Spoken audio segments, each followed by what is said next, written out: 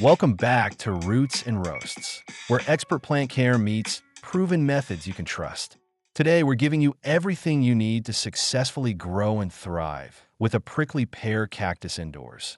From lighting and watering to pests and repotting, this is the complete guide. Prickly pear, scientifically known as Opuntia, is native to the dry deserts of the Americas. You'll find it thriving across the sun-scorched landscapes of the southwestern United States, the rocky plateaus of Mexico, and parts of Central and South America.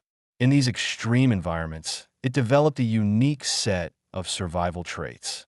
Its thick, paddle-like pads are actually modified stems, designed to store water, perform photosynthesis, and grow new segments with incredible efficiency. Fine spines and hair-like glochids protect it from predators, while its shallow roots quickly absorb even the slightest rainfall. But this plant isn't just built for survival. It carries deep cultural value. For generations, indigenous communities have harvested its fruit and pads for food, medicine, and dye. When brought indoors, the prickly pear doesn't lose its strength. It simply adapts. With the right lighting, minimal water, and proper soil, it becomes a low-maintenance centerpiece. And with a little luck, you may even catch it in bloom. Let's get one thing clear. If you want your prickly pear to grow strong indoors, lighting is the deal breaker. This plant evolved in full desert sun, and it needs direct light to stay healthy. Not indirect, not filtered, direct. Your best option is a south-facing window, one that gets consistent, unblocked sunlight for several hours each day. If you've got that, you're already winning.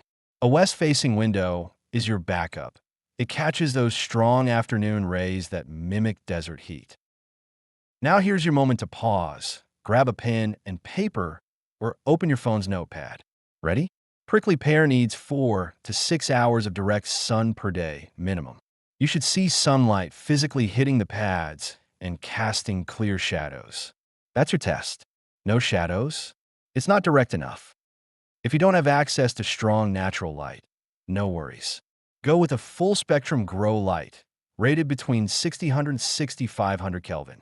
That range mimics bright, midday sun. Hang it 6 to 12 inches above the plant and run it for 10 to 12 hours a day. That's your desert, recreated. If you skip this step or underestimate it, your cactus will stretch, pale out, and weaken. It's called etiolation, and once it starts, it's hard to undo. The pads get soft, floppy, and lose that classic compact look. So don't guess. Build your setup around strong light. That's how your prickly pear not only survives indoors, it thrives. Now, let's talk water, because this is where most people go wrong. Prickly pear cacti don't want frequent watering. They evolved in dry, harsh conditions, storing water in their thick pads and thriving between long droughts. So the rule is simple. Let the soil dry out completely before you reach for the watering can. For a 6 to 8 inch pot indoors, that usually means every 2 to 4 weeks during spring and summer, and only every 4 to 6 weeks in winter, or even less if your space runs cool or dim. But forget watering by calendar. We test every time. Use a wooden chopstick or pencil. Push it all the way into the soil and leave it for 10 seconds. Pull it out. If it's dry and comes out clean, you're good to water. If it's damp or sticky, stop. Wait. And here's your note-taking moment. Go ahead, grab your pen, or open your phone's notepad. Now, when you water, do it deep. Water until it drains freely from the bottom. Then empty the saucer right away. Never let your cactus sit in water. And don't mist it. This isn't a tropical, it's a desert native. Mist equals mold, not moisture. Follow this rhythm, test consistently, and use the right pot, and watering will never be a problem again. Let's talk about your foundation, the pot and the soil, because even perfect watering can't save your plant if its roots are trapped in the wrong setup. Start with the container. The best choice for a prickly pear is always an unglazed terracotta or clay pot. These materials are porous, allowing excess moisture to evaporate naturally, helping to prevent rot and mimic the cactus's native dry conditions. Plastic and ceramic pots might look nice, but they hold too much moisture and don't breathe. That's a silent killer. And just like with watering, drainage is non-negotiable. Every pot must have at least one large drainage hole. If you're using a decorative cache pot, only use it as a sleeve. Keep the actual plant in a liner with proper drainage, and lift it out when it's time to water. Now, let's get into soil, and this is where most indoor setups go wrong. Regular houseplant soil is too rich and too dense. You need something fast-draining and gritty, just like the rocky, sandy terrain this plant comes from. You could buy a commercial cactus mix, but for a stronger custom blend, mix 1 part cactus soil, 1 part coarse sand, and 1 part perlite or pumice. No compost, no peat moss. Think dried desert floor, not jungle floor. This combo keeps the root zone oxygenated, drains quickly, and resists compaction, which is exactly what this plant needs to stay healthy. So between a breathable pot, sharp draining soil, and your tested watering rhythm, you've now built a system that makes root rot nearly impossible. That's the real secret to thriving indoors. Repotting a prickly pear isn't about keeping it on a schedule. It's about learning how to read the plant. But in general, you'll want to repot every 2 to 3 years, or anytime you notice certain signs. Here's what to watch for. Roots circling the base of the pot or growing out of the drainage hole. Pads leaning or toppling from weight imbalance. Or a plant that stopped growing even though it's in bright light and dry soil. These are all signals that your prickly pear is root-bound, and it's time to give it room. When repotting, only size up 1 to 2 inches larger in diameter. Don't overpot. Too much extra soil holds more moisture than the roots can absorb, and that's a fast track to rot. We're not trying to give it a mansion, just a bit more legroom. Always use gloves, tongs, or a folded towel. Even if your cactus looks soft or spineless, most prickly pears are covered in microscopic barbed hairs called glochids, and once they're in your skin, you'll feel it for hours. Respect the plant. Handle it with intention. Transfer it to the new pot with fresh, dry soil. Set at the same depth it was growing before. Never bury the base of the pad. That leads to rot. Keep it stable, but not suffocated. And here's a pro move that most beginners miss. Don't water right after repotting. Give the roots 5 to 7 days to settle and callus over. This lets any micro damage heal before moisture enters the system. By taking your time and following these steps, repotting becomes part of your long-term care rhythm, not a stressful event. It's how you make sure your prickly pear stays thriving for years to come. Fertilizing a prickly pear isn't about speed, it's about structure. These plants don't want heavy feeding.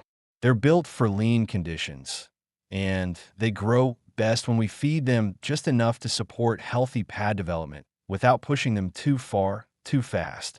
That means you want a low nitrogen, cactus-specific fertilizer, ideally something in the range of 277 or 5-10-10. The low first number, nitrogen, keeps the pads from growing thin and floppy, while the phosphorus and potassium support root strength, cellular repair, and long-term resilience. Feed just once a month during spring and summer, when the plant is actively growing and can use the nutrients. And here's the key. Never fertilize in fall or winter. The plant is in dormancy, and feeding during that time only confuses its cycle. Now let me show you the one we've used dozens of times on client installs. Fox Farms Big Bloom Liquid Plant Food. It's organic, low in nitrogen, and designed to support flowering and root health without overfeeding. This isn't an ad, but if you're looking for a ready-to-go formula that won't burn or stretch your cactus, this is the one we reach for. Fertilizing shouldn't feel intimidating. And with a product like Fox Farm in your toolkit, you're giving your plant exactly what it needs when it needs it. No guesswork, just steady, sustainable growth. Now let's talk about something that sneaks in quietly, but can damage your prickly pear if you're not paying attention. Pests.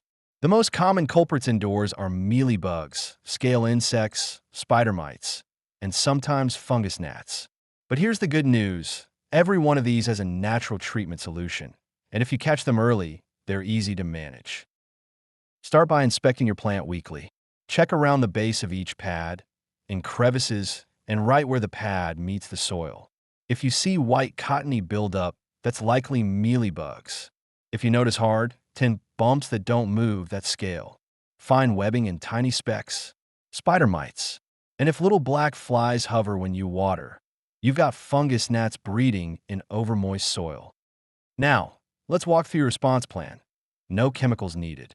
First, wipe down the affected areas with a cotton swab dipped in 70% isopropyl alcohol. It kills on contact, especially effective on mealybugs and scale. Next, follow up with a gentle spray of neem oil or an insecticidal soap diluted properly. Never apply in direct sunlight or undergrow lights. And if you're seeing fungus gnats, that's a moisture issue. Let the soil dry out fully, bottom water only, and add a layer of horticultural sand to the soil surface to disrupt their breeding cycle. Even better, stay ahead of the game. Keep the area dust-free, avoid overwatering, and let airflow circulate around the plant. A clean, dry cactus is a pest's worst enemy. Let's finish strong, because thriving with a prickly pear indoors isn't about having a green thumb. It's about building the right system, then letting nature do what it does best. So here are your pro-level tips for long-term success. Rotate your plant once a month. That keeps growth balanced and prevents pads from leaning toward the light. Keep temps stable, no cold drafts. Prickly pears don't like temperatures below 50 degrees Fahrenheit.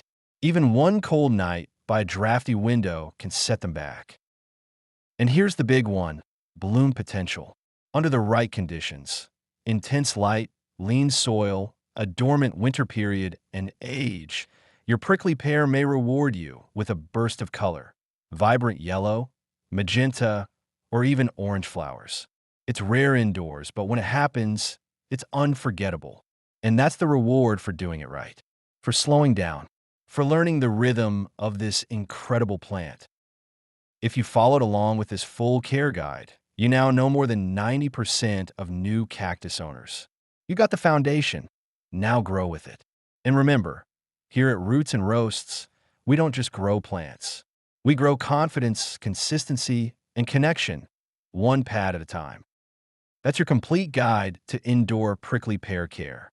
If you found this helpful, drop a cactus in the comments, hit like, and subscribe for more expert plant care every week, right here on Roots and Roasts.